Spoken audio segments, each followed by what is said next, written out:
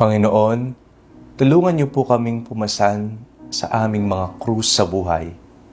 Ako po si Father Fiel Pareha at ito po ang ating segment, ang Daily Devotion, na kung saan tayo po ay magdarasal, magbabasa at magninilay kasama ng salita ng Diyos sa buong taon. Manalangin tayo. Sa ngalan ng Ama, ng Anak at ng Espiritu Santo. Amen.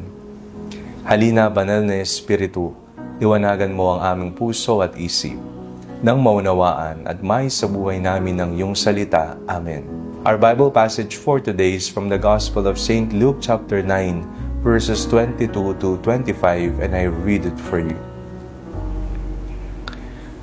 The Son of Man must undergo great suffering and be rejected by the elders, chief priests, and scribes, and be killed, and on the third day be raised. Then he said to them all, "If any want to become my followers, let them deny themselves and take up their cross daily and follow me. For those who want to save their life will lose it, and those who lose their life for my sake will save it. What does it profit them if they gain the whole world but lose and forfeit themselves?" Ano pong krus ang pinapasan mo ngayon? Kapag pinag-uusapan po natin ang krus, ito po'y maaring manghulugan ng problema, ng pasakit, ng paghihirap, ng mga pinagdaraanan nating hindi natin kayang pasanin sa buhay. Ano po ang krus ninyo?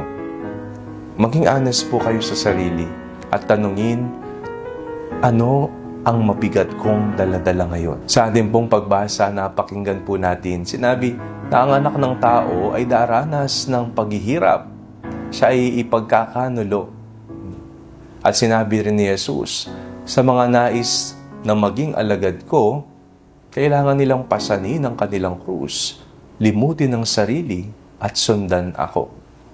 Ang krus ay isang napakahalagang elemento ng ating pananampalataya. Hindi ito krus ng pagpapakasakit lamang, krus ng sakit lamang, sapagkat kung ganyan lamang pala, ang ating paniniwala ay hanggang pagpapakasakit lamang. Pero ang krus na ito ay patungo sa kaligtasan.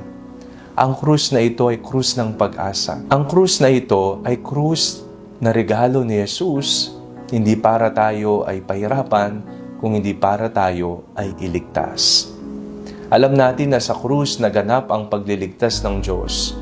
Sa krus, ipinamalas ni Jesus ang kanyang dakilang pagmamahal sa atin.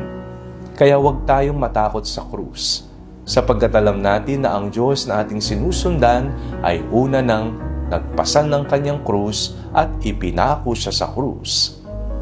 Nariyan si Kristo. Nariyan siya para tayo ay kanyang tulungan sa pagpapasan ng ating mga krus sa buhay. Manalangin tayo. Panginoong Jesucristo, tulungan po ninyo ako sa pagpasan sa napakabigat na krus ng aking buhay. Amen. Sa ngalan ng Ama, ng Anak at ng Espiritu Santo. Amen.